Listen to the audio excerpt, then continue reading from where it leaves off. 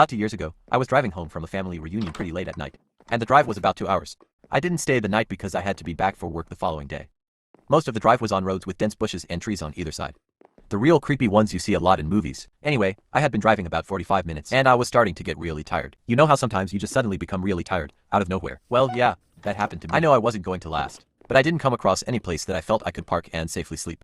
Anyway, after it became clear to me that I wasn't going to find a place to pull up, and my tiredness wasn't going away, I did something very questionable. I pulled over to the side of the road onto the grass, behind some bushes, to try and hide my car from anybody else who was going to come past. The roads weren't empty. I came across another car every few minutes or so. I made a mental note that the time was 11:22 and then fell asleep. Sometime later I was awoken by a scratching sound. I looked at the clock, 11:50. The sound stopped after a few seconds, and because I was still extremely tired, I didn't bother looking around and simply went back to sleep. I was later awoken by the same sound, and it was now 12:40. This time it really freaked me out because the sound didn't stop. The thought ran across my mind that it was just an animal inspecting the car.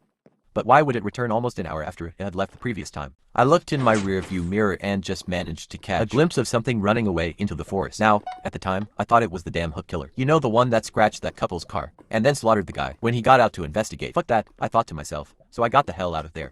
There was a bend no more than 100 yards up the road, and as I came around it, there was a fucking car, parked off to the side of the road with the driver's side door opened. I slowed down just to look to see if anyone was in there. There wasn't. Then I looked in my rearview mirror. I didn't see anything, and all of a sudden, this guy comes sprinting around the corner. He starts screaming at me, shouting stuff like, hey you, get the fuck out of your car, now. I noped the fuck out of there, and sped off. I never saw the guy again. Moral of the story, don't fucking sleep on the side of a deserted road.